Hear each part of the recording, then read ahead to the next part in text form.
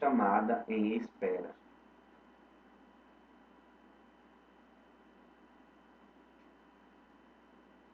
No momento em que receber uma ligação, atender a ligação, podemos selecionar o ícone do lado esquerdo superior, chamado Espera, e a ligação estará no plano de fundo.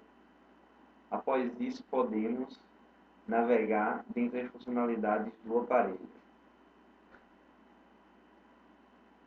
Quando quiser voltar para a ligação, basta apenas selecionar a barra de atalho superior e a ligação estará lá guardada em espera.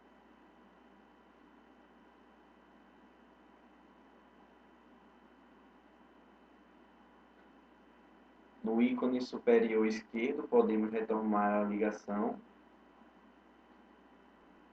e após isso, finalizar a ligação.